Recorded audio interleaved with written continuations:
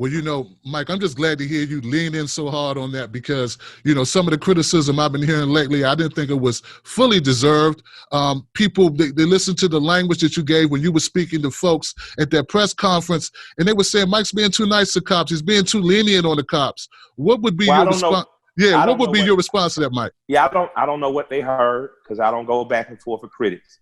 I simply state where I am. And I was talking to a specific audience. And the audience I was talking to was Atlanta, Georgia. I was talking specifically to Atlanta, Georgia.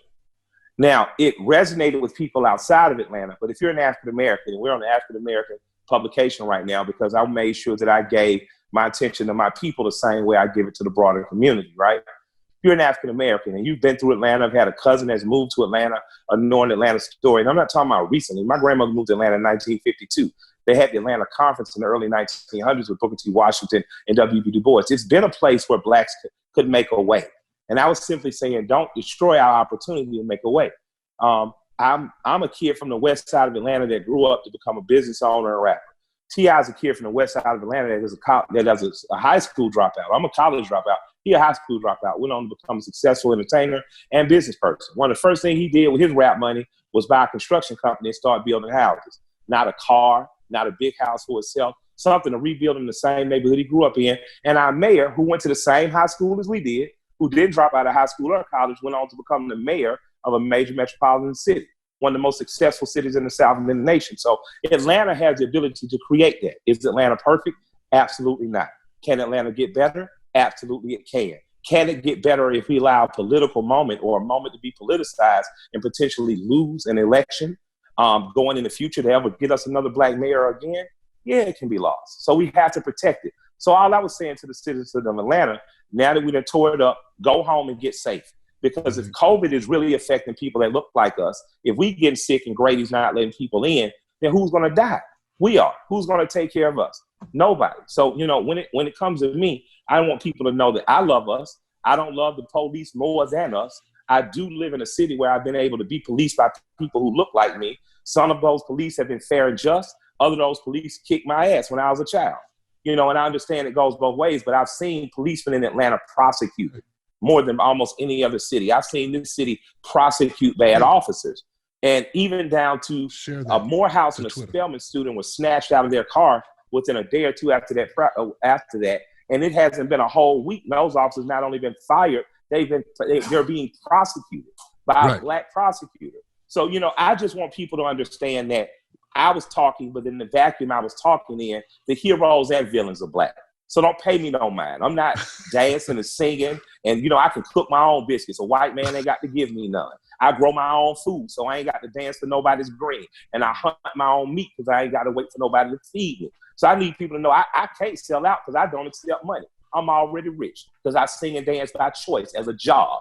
I don't sing and dance because a political thing is put in front of me like a donut or somebody promised me. But for the people who are leaders out there in grassroots organizations and beyond, the people like Sisters Ikea at Racial Justice Now, the people like Sister Insay at New Georgia Project, Brother Michael and Desmond and the rest who are restoring rights of felons and doing revolutionary church work, I'm here to point all that attention people want to give me to those people in those organizations. Now, if you're a critic of me and you're doing your thing and you thought I should have did it another way, if we can meet and find common ground and I can help you magnify your name and voice, I would love to do that because I like singing and dancing and smoking marijuana and going to the Blue Flame. But if in the moment I should make a mistake, I'll take to correction and we'll get back on the path to freedom and glory. But if you just some sucker who mad because you think a rapper has a place you deserve, then please go earn your place because the rapper doesn't want to be doing it. I'm called to do something. I did what I was called to do, speak to my people on behalf of keeping them safe. But what I am not is trying to take your lane and your job. So I'll accept whatever criticisms. I'll adjust and get better. But my job is to mobilize people to the organizations that are actually doing the work, one of which, since we have an election coming up in Georgia on the 9th, is a New Georgia Project. Let's get people out. Let's get people registered to vote. Let's get the type of people that we want to see in office elected so that the people will be taken care of. Now, I know Mike doesn't need me to weigh in on this at all, but I do want to say that, Atlanta, Georgia is not Salt Lake City, Utah.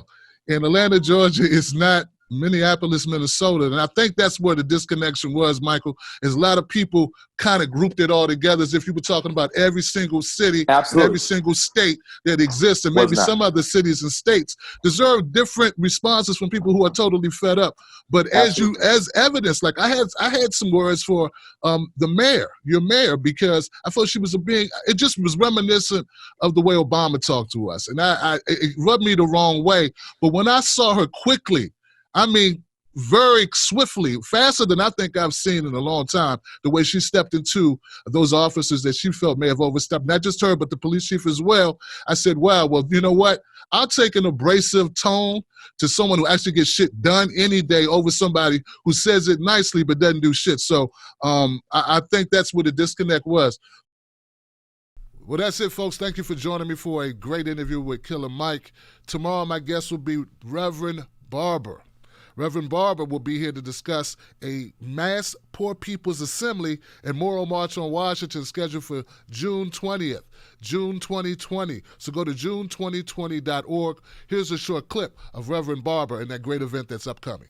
We are the 140 million poor and low-wealth people in this country, building the Poor People's Campaign, a national call for moral revival. On June 20th, we will rise together for the Mass Poor People's Assembly and Moral March on Washington, a digital justice gathering. On June 20th, we will come together to lift the voices and faces of poverty in the midst of pandemic. Rise with us. Visit june2020.org.